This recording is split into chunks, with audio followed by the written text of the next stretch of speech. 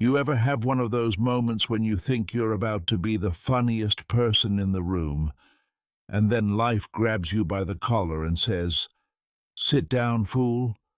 Yeah, that happens to me more often than I'd like to admit. Now listen, I've been on TV for years. I've told thousands of jokes. I've stood on stages where people laugh so hard they spill drinks they didn't even buy. But for every good moment you see on screen, I promise you there's at least one moment backstage where I'm wondering how the hell I'm still employed. Let me tell you about one of the worst ones.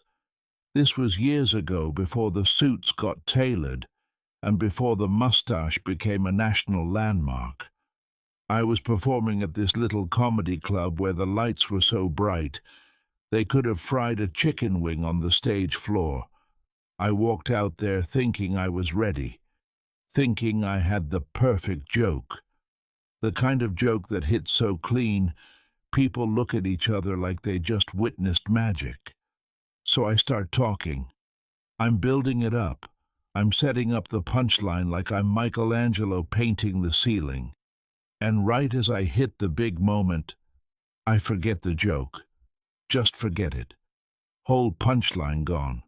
Floated out of my head like it was late for a bus. I froze. Room froze. Everybody stared at me like I just confessed I didn't know the alphabet. Now, most people panic, but not Stive Harvey. Oh no, I made it worse. I said, out loud, "Hold on now. I swear this was funny when I practiced it in the bathroom mirror."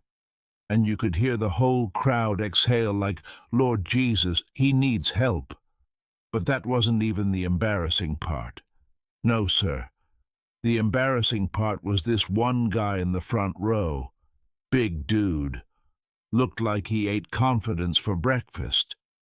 He leaned forward, slow, like I was a science experiment, and said, "Then tell the joke from the mirror, man." And the whole room nodded. Not laughed, not giggled, nodded, like they were a committee deciding my career path. So now I'm sweating. I'm shining so bright I look like a rotisserie chicken, but I go for it. I try to recreate the joke, and it comes out nothing like how I practiced it. Words all twisted, timing off. I even changed the ending without meaning to. When I finally said the punchline, the room didn't react. Just dead quiet, like the Wi-Fi went out. I swear I heard a chair sigh. And then, the big dude in the front row says, "That's why you rehearse, brother." Audience didn't laugh at the joke, but they sure laughed at him. And I stood there like I paid $20 to watch my own comedy special go wrong. But that night taught me something. Sometimes the funniest moments are the ones you didn't plan. Sometimes the joke isn't the punchline. It's you, standing in the middle of the stage wondering how you got yourself into this mess again.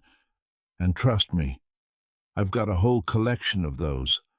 And if you think that was bad, wait till you hear about the time I tried to impress a date by pretending I knew how to roller skate. Lord have mercy. Now let me tell you something. There are bad decisions, and then there are Stive Harvey on roller skates decisions. And trust me, those belong in different chapters of the same tragedy. So this was back when I still believed confidence could replace skill. I was trying to impress this woman, beautiful, smart, the kind of woman who makes you suck in your stomach even when you know it ain't helping. She tells me she loves roller skating, says it's her favorite thing in the world, makes her feel free. And me, like a damn fool, I say, "Oh yeah, baby, I skate all the time." Now mind you, the last time I put on skates before that moment, I was maybe 8 years old, and I cried because the wheels made me feel too tall. So I'm already lying. But when you're trying to impress somebody, your brain stops working. You start saying things your body knows good and damn well you can't deliver. We get to the skating rink. Music's playing, lights flashing like somebody lost electricity and tried to fix it with disco balls. Kids zooming by like they're training for the Olympics. And me, I'm walking in like a man who knows he's about to meet God. She rolls out onto the floor like a feather floating on a breeze. Just smooth, effortless, like gravity is her friend. I put one skate on, then the other, and immediately I realize my feet are filing for divorce. I stand up, or at least I think I stand up. Really, I just sort of lean forward and pray. She looks back at me, smiling, and waves me over, and I swear my brain said, "Run!" But my legs said, "We don't run anymore. We roll now." So I push off. One gentle push, just enough to move me forward. And apparently that rink was built on a 90-degree slope because I took off like somebody tied a rocket to my behind. I flew past children. I flew past adults. I flew past a birthday party I wasn't invited to. At one point, I'm pretty sure I passed a sign that said, "No speeding." I'm trying to stop, but my feet are negotiating with gravity like two lawyers who hate each other. My arms flailing like I'm trying to land a plane with no wings. And then it happened. I locked eyes with this little kid. Couldn't have been more than 6 years old. He looked at me with this expression like, "Sir, why are you like this?" And instead of moving, this kid stops. He stops right in front of me, right in front. I try to swerve left. Feet say no. I try to swerve right. Feet say hell no.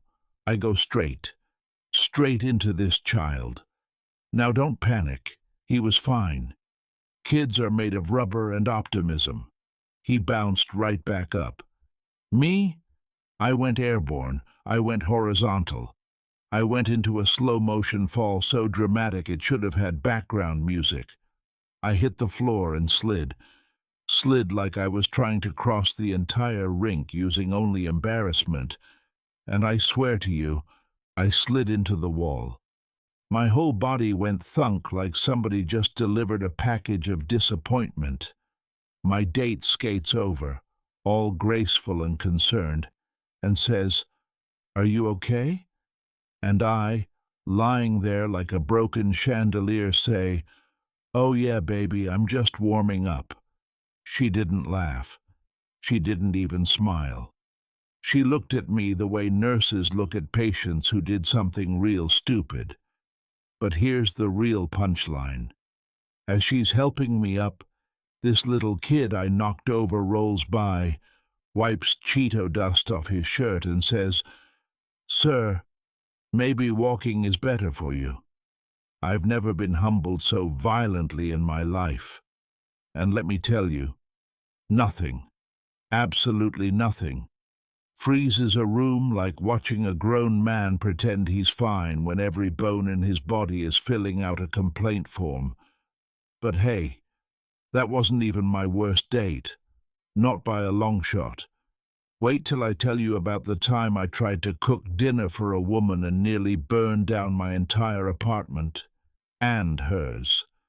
Because apparently when a recipe says add oil, it does not mean add the whole bottle and pray.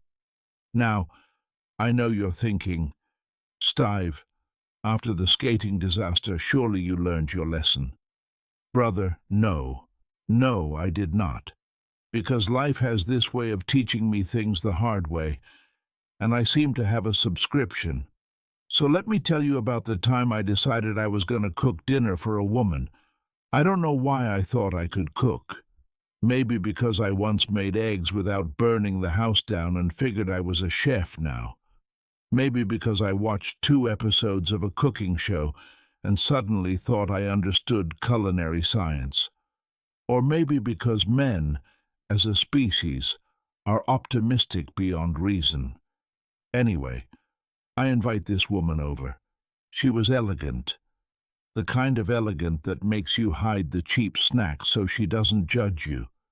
She walks in, looks around my apartment and says, "Oh, it smells nice in here." Yeah, that was the air freshener I sprayed like it was holy water 5 minutes before she arrived. I tell her, "Sit down, relax. Dinner's almost ready." Mind you, nothing was ready. Nothing was started. I hadn't even opened the cookbook, but confidence is a hell of a drug. I go into the kitchen, pull out a pan, and decide I'm going to make something simple. Pasta with chicken. Should be easy, right? People do it every day. Babies could probably do it. I grab the chicken. I grab the seasoning. I grab the oil. Now here's where things go wrong. The recipe says, add a tablespoon of oil. A tablespoon. Normal people see that and say, okay, 1 spoon. But not me. No, sir. I read, add oil and thought, well, more oil means more flavor. So I pour, and pour, and pour. There is now enough oil in that pan to qualify for an international dispute. I turn on the heat. The pan starts sizzling like it's trying to warn me. I put the chicken in, and the pan explodes. Not literally, but the oil jumped up like it was trying to slap me across the face for being stupid. I jump back. Chicken pops out the pan like it's trying to escape the crime scene. Oil is everywhere. On the stove, on the counter, on me. I look like I got baptized by a deep fryer, but I'm determined. I grab the chicken with a fork, throw it back in, and that's when the smoke starts. Thick smoke. The kind of smoke that makes you question all your life choices. The smoke alarm goes off. Loud. Like it's trying to summon the fire department before the fire even starts. The woman rushes to the kitchen door. Eyes wide, ears covered, voice trembling. She says, "Stive, are you okay?" And like every man who has clearly messed up but refuses to admit it, I say, "Oh yeah, everything is under control." Meanwhile, the kitchen looks like a special effects rehearsal for an action movie. The smoke alarm is screaming. The pan is boiling like it's possessed. I'm sweating so hard you'd think I was cooking myself. I try to calm the alarm down with a towel. I start waving that thing around like I'm signaling a rescue helicopter. But all I'm doing is spreading smoke into every other room of the apartment. The woman steps back and says, "Should I open a window?" And I, standing in a fog of regret, say, "Yeah, that might help." She opens the window, and immediately, like it had been waiting for its moment to shine, a gust of wind blows the smoke right back inside. Now the living room looks like I'm trying to host an indoor barbecue. I run back to the stove, grab the pan, bad idea, and nearly drop it, because it's hotter than the devil's forehead. I slam it onto the counter.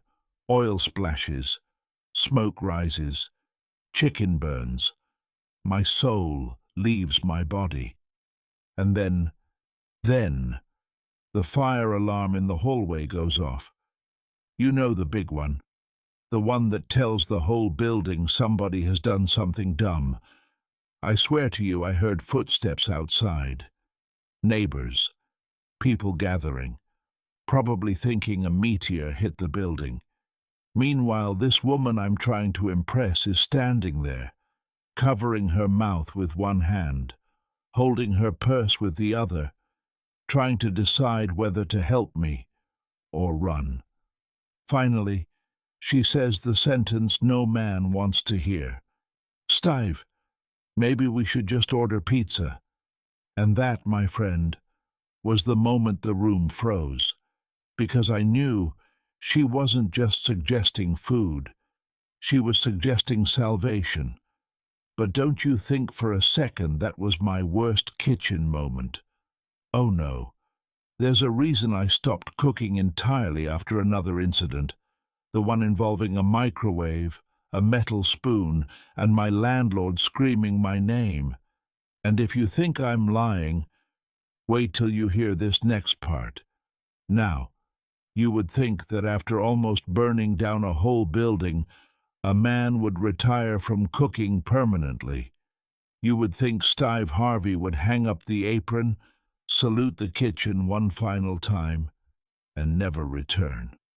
But no, because apparently I enjoy suffering. Let me tell you about the microwave incident. The incident that made my landlord question whether I was mentally qualified to operate household appliances. So this happened a few months after the oil volcano situation. I was hungry, I was tired, and I had leftovers, good leftovers, the kind of leftovers you look forward to all day.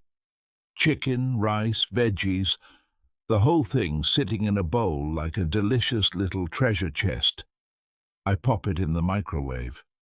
And here's where the universe tricked me. There was a spoon in the bowl, a metal spoon, a shiny, reflective, I'm about to ruin your day spoon. Did I notice it? No. Did I look? Also no. Did I think about removing it? Brother, I didn't think at all.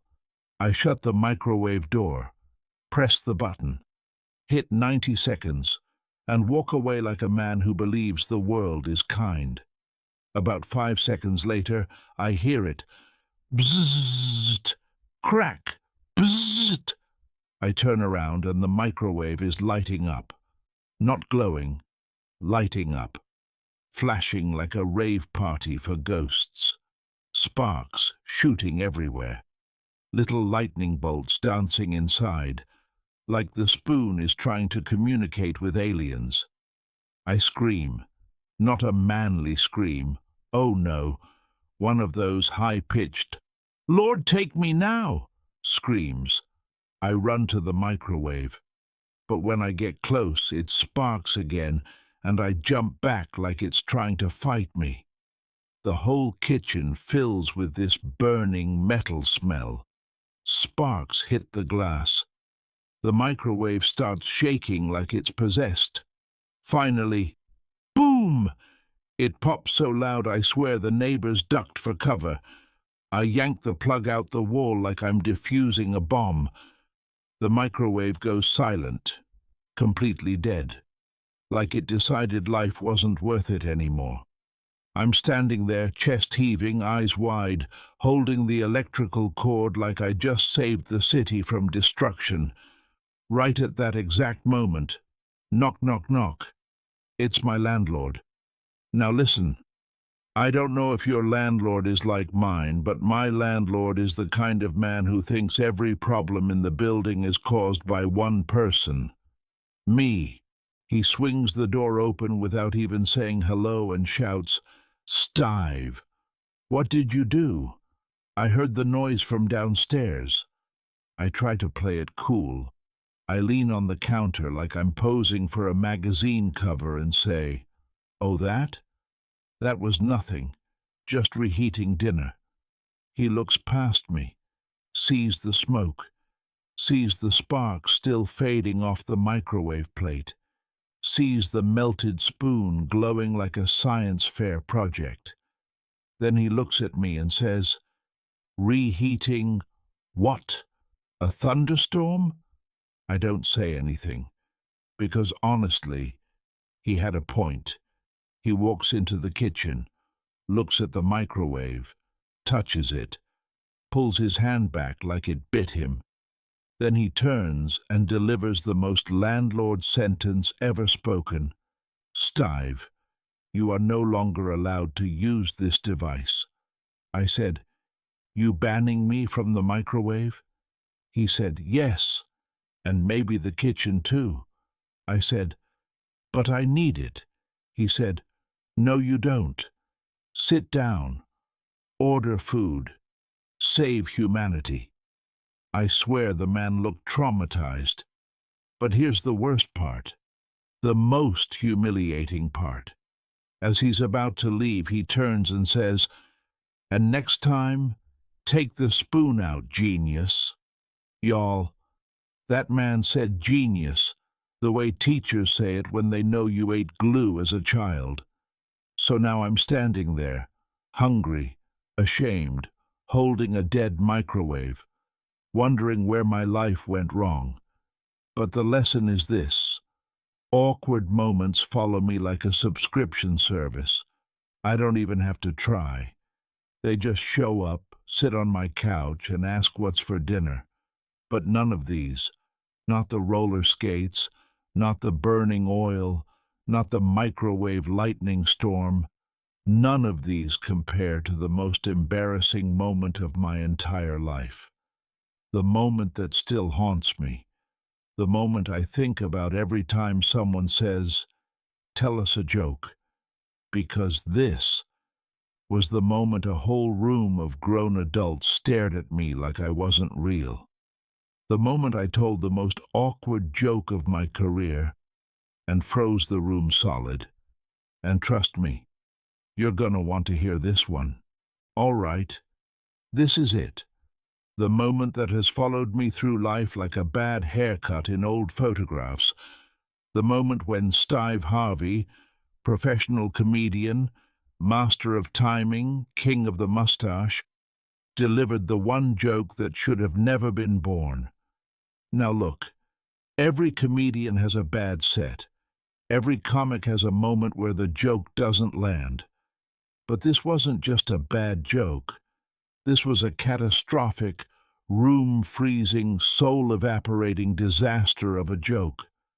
Let me paint the scene for you. I was hosting this small charity event. Nothing huge. Maybe 100 people in a nice little banquet hall. Folks dressed up. People drinking sparkling water, pretending it's champagne. A band playing music so soft it sounded like the instruments were apologizing. They brought me in to lighten the mood, to keep things fun, to sprinkle a little humor between speeches. Everything was going fine. I was warm, the crowd was warm, the energy was smooth.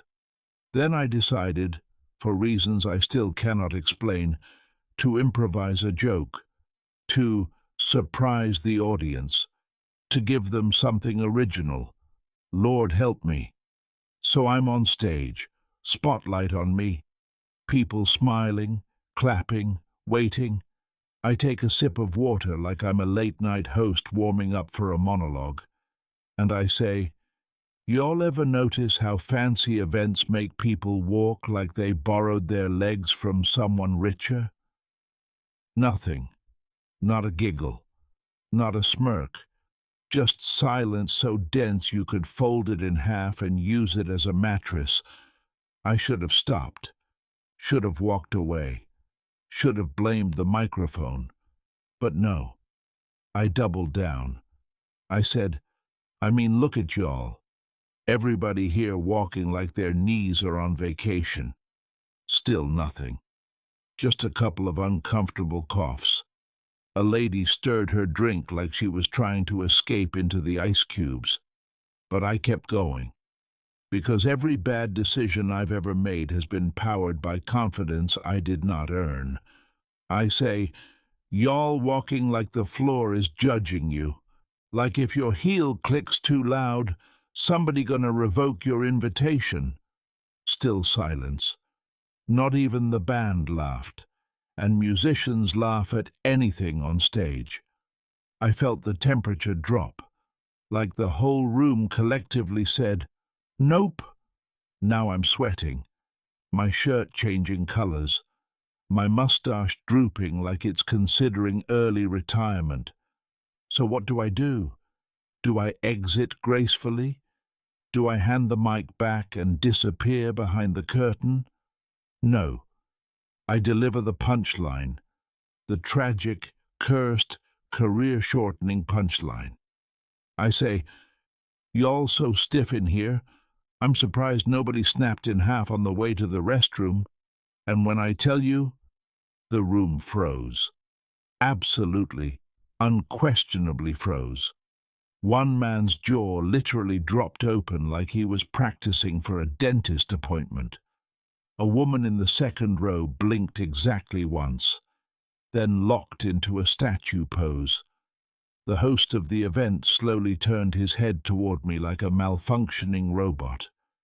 It was so quiet, I could hear somebody's wristwatch ticking. Not the second hand, the tiny gears inside. I felt the silence choke me. I stood there, holding the mic, looking around and thinking, this is how comedians die. Then I made the mistake of speaking again. I said, "Right, Lord, have mercy." Nobody answered. A man shifted in his seat and the entire room stared at him like he broke the sacred silence. I realized then the joke wasn't just bad, it was spiritually offensive. It entered the room, sucked the joy out of the walls, and left everyone questioning their life choices. Then, after what felt like several years, the event organizer walked up to the stage. Not hurried, not rushed, just calmly, politely, and with the quiet tragedy of a parent picking up a child who fell in public. He puts a hand on my shoulder, looks at the audience, smiles, and says, "Well, thank you, Stive, for that."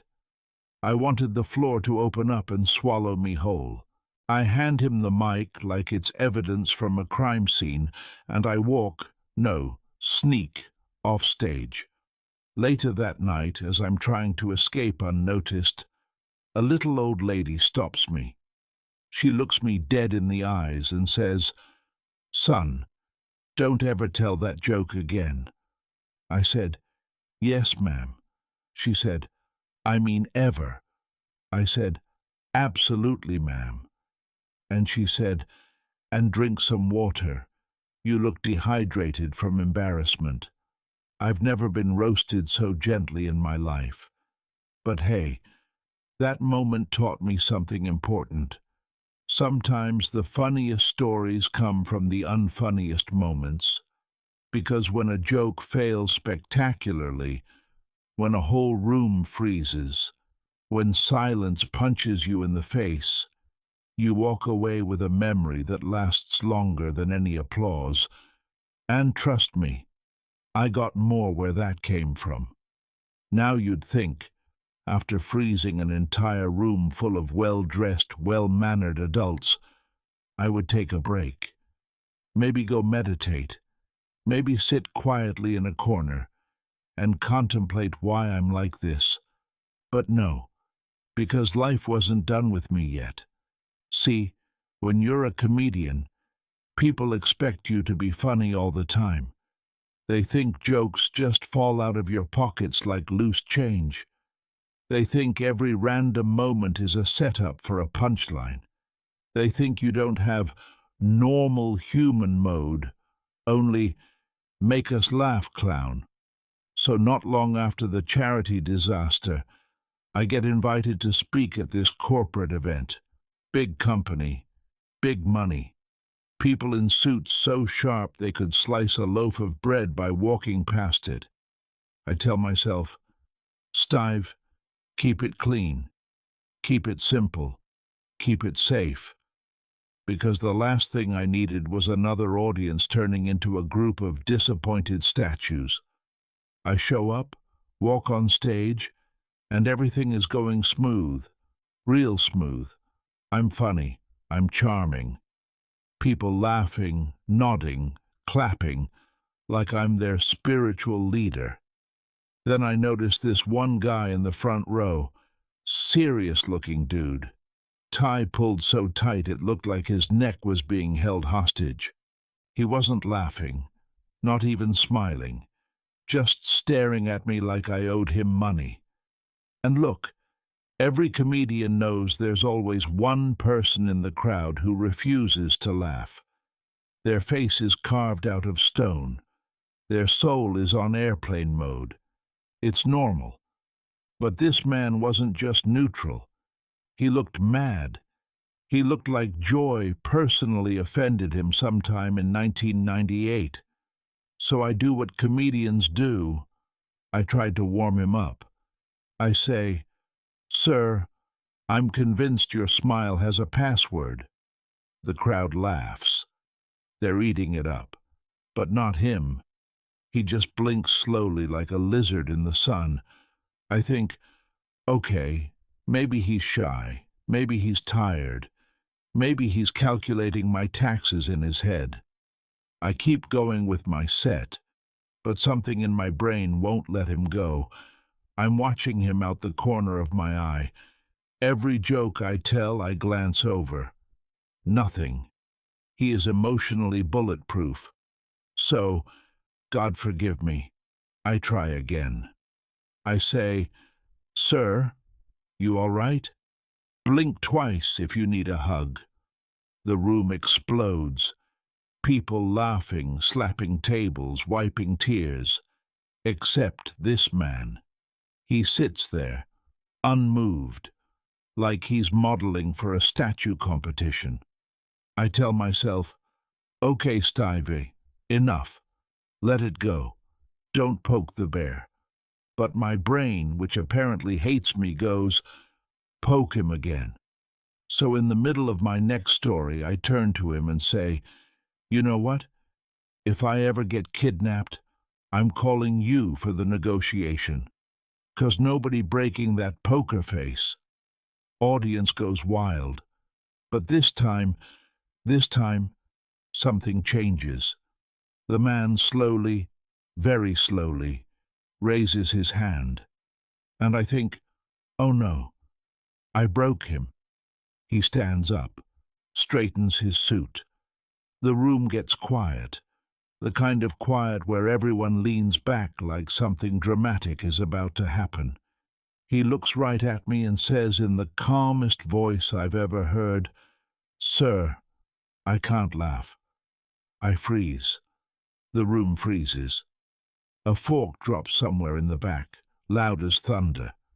I say, "What do you mean you can't laugh?" He says, "I had jaw surgery 2 weeks ago. Doctor said no laughing, no smiling, no sudden movements." The entire audience gasps, except him, because he literally can't. And now it hits me. This man wasn't mad. He wasn't bored. He wasn't emotionally unavailable. He was medically prohibited from doing the very thing I was trying to force out of him. I felt like the world's biggest idiot. I said, "Sir, I'm so sorry. I had no idea." And he says, still calm, still voice perfectly monotone, "It's okay. I'm enjoying the show." Y'all, that hit me harder than any silence ever did. The man was having a great time, inside, but outside, no movement, no expression, like a guard at Buckingham Palace. Then the woman sitting next to him, his wife, bursts out laughing and says, "Oh, he loves you. This is the happiest he's been all month." The whole room cracks up. Even I'm laughing so hard, I lean on the mic stand for support. Meanwhile, the poor guy is sitting there, loving every second, unable to show it without risking his jaw falling off. I finally say, "Sir, don't worry. I won't mess with you anymore. I ain't trying to be responsible for you re-breaking your face." The crowd laughs again, and he just nods politely like he's in a witness protection program. But here's the twist. The moment the event ends, he walks up to me, still stone-faced, still perfectly still. He shakes my hand and says, "That was the best show I've seen in years. Thank you. And that right there, that humbled me, because sometimes the people who seem the least entertained are actually having the best time, and sometimes the ones who freeze the room ain't the audience. Sometimes it's you. But listen, that's not even the wildest crowd reaction I ever got, because one time, a joke I told didn't just freeze the room, it made the entire stage collapse. And trust me, you ain't ready for that story. Now, we're getting close to the end of this ridiculous journey of mine. But before we wrap it all up, before we tie the bow on all the disasters, embarrassments, and moments where my dignity tried to resign permanently, I gotta tell you about one more incident. And this one? Oh, this one almost ended my career and my relationship with gravity. See, people think comedians only worry about jokes, timing, punchlines, audience reactions. But let me tell you something. Sometimes the biggest danger on stage is the stage itself. So picture this. I'm performing at this medium-sized venue. Nice stage, nice lighting. Crowd of about 300 people. The kind of crowd that laughs loud and expects you to keep up. I'm in the zone. I'm killing it. They're laughing at every line like I'm handing out free money. Now behind me, part of the stage is extended. You know those portable extension platforms that look sturdy but deep down are held together with hope and screws from a hardware store that went out of business. Yeah, those. I've never trusted those things. They wobble when you breathe near them. They look stable until you realize somebody assembled them using instructions written in another language. But that night, I forgot all about it. I was in the groove, joking, pacing, walking near the edge like I'm testing fate. Everything was going perfect until I told a joke that involved stepping backward during the punchline. The joke was about how people pretend they're experts after watching one YouTube video. I step back dramatically and say, you watch one tutorial, and suddenly you, a professional. And that's when it happens. The stage extension shifts. Not a little wobble. Not a cute little vibration. No, it moves like it just remembered it had somewhere else to be. My back foot goes down, but the floor isn't where it's supposed to be. There's nothing there. I drop like someone unplugged my skeleton. For a split second I am weightless. Arms flailing, eyes wide, mouth open like a slow-motion scream in a nature documentary. The microphone flies out of my hand. The cord snaps like a lasso. I actually hear someone in the front row gasp, "Oh my God, he died!" I hit the stage floor behind the platform, but I hit it sideways. On my hip, on my shoulder, on my pride. The sound wasn't even human. It was like a refrigerator fell over. The audience goes from laughing to absolute, terrifying silence. A silence so deep it sounded like the world paused to say, "Uh-oh." Now here's the funny part. I wasn't hurt. Shocked? Yes. Embarrassed? Absolutely. Questioning every life decision that led me to that exact moment? Without a doubt. But physically, I was fine. Here's the not funny part. Nobody knew that. So 300 people are staring at an empty spot on stage where I used to be, wondering if they just watched Stive Harvey fall into the afterlife. Then, as I'm trying to stand up, the mic, which had fallen behind the stage too, suddenly turns back on, and the first sound it picks up is me groaning like an old man getting out of a beanbag chair. The room hears, "Ooh, Lord, have mercy," echoing through the speakers like a ghost with back pain. People gasp. One woman covers her mouth. A guy stands up like he's about to sprint backstage to perform CPR. Meanwhile, I'm crawling, trying to get back up onto the stage, but the platform is too high from the angle I'm at. So now it looks like I'm trying to sneak back into my own performance. When I finally get my hand on something sturdy, I pull myself up, and the first thing the crowd sees is the top of my head slowly rising from behind the stage like a confused prairie dog. The entire room freezes, but not from horror now, from trying so hard not to laugh that their souls might explode. And then, when I finally stand up, dust myself off, adjust my jacket, and grab the mic, I say the only thing I could possibly say, "Well, y'all didn't clap, so the stage tried to remove me." The whole room erupted. Laughed so hard the staff came out to check if everything was okay. The stage manager is sweating, the lighting guy looks traumatized, and I'm standing there pretending that fall was part of the show since day one. But here's the truth.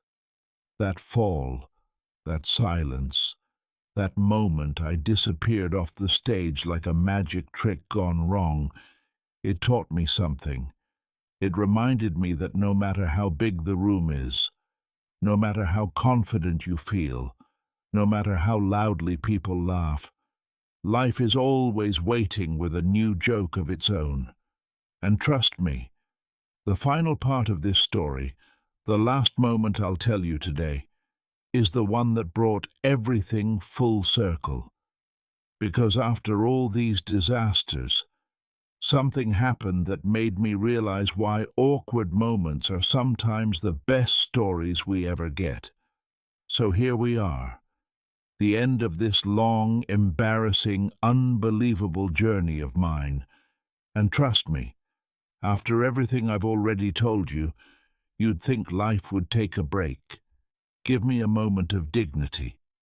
Let me enjoy a peaceful day without slipping, tripping, falling, shocking myself, scaring audiences, or inventing new forms of public humiliation. But no, life said, let's give him one more. This happened just a few months ago, and it wasn't on stage. It wasn't in front of a crowd. It wasn't on TV or during a show or anywhere glamorous. It was at the grocery store. Yeah, of all places, the grocery store. A place where people go to mind their business, buy vegetables they're definitely not going to cook, and pretend they know how to choose ripe avocados. I walked in, low-key, wearing a cap, sunglasses, the usual, please don't recognize me while I buy cereal uniform. Everything was going smooth. People were polite, whispering things like, "That looks like Stive Harvey." "No, that can't be Stive Harvey. Stive Harvey wouldn't be buying discount yogurt." But then I got to the self-checkout machines. You ever notice those things act like they're powered by pure attitude? They judge you. They judge every decision you make. Scan too slow? They beep at you. Move the item too early? They yell at you. Forget to put something in the bag? They tell on you like a snitch in a crime movie. I scan my groceries. Everything goes fine. Until I pick up the bag to leave, and the machine screams, "Unidentified item removed from bagging area." The whole store turns. People freeze. Children stop chewing. The security guard looks at me like I just stuffed a watermelon under my shirt. I put the bag back. The machine goes, Please wait for assistance. Assistance? For what? Bro, I scanned everything. I did my part. I followed the rules. This machine acting like I tried to steal grapes from a royal palace. So the store employee, this young kid, maybe 19, walks over. He recognizes me immediately. Suddenly, he's standing taller, eyebrows raised, trying to look professional. He says, "Mr. Harvey, the machine thinks you took something without paying." I say, "Son, the only thing I'm taking is my dignity out of this store if we don't fix this quickly." He presses a bunch of buttons like he's launching a rocket, and the machine finally resets. I take a step to walk away again, and the machine says, "Unidentified item removed from..." I spin around so fast, even the employee jumps. I stare at the machine like it owes me money. Turns out, the unidentified item was my elbow. My elbow brushed the bagging area sensor. My elbow was being accused of theft. The teenager looks at me, trying not to laugh. I look at him, trying not to cry. He says, "Sir, maybe just avoid leaning near the machine." Avoid leaning? I wasn't aware I needed special training to buy groceries. I finally get the green light, grab my bag, and speed, walk toward the exit like I'm fleeing the scene of a crime I didn't commit. But right before I leave, this older lady stops me. She's maybe 70, tiny, looks like she smells like cookies and wisdom. She says, "Baby, don't worry. Machines get confused all the time. You just keep being yourself." And right there, after all the falls, the shocks, the wardrobe disasters, the stage accidents, the public humiliation, that simple moment, that tiny lady telling me to keep being myself, it hit me. All these awkward moments, they weren't curses, they weren't failures, they weren't signs the universe was picking on me. They were stories, stories that made people laugh, stories that reminded me I'm human, stories that showed me no matter how many times you fall, literally or metaphorically, you can always stand back up, dust off your jacket, and continue the show. Because the room only freezes when something unexpected happens, and sometimes that silence becomes the best part of the story. So now, when I mess up, and trust me, it'll happen again, I don't panic. I don't get embarrassed. I just think, well, at least I got another episode for y'all. Thank you for listening. And if your room ever goes silent, don't be afraid. That just means the story is getting good. Stive Harvey.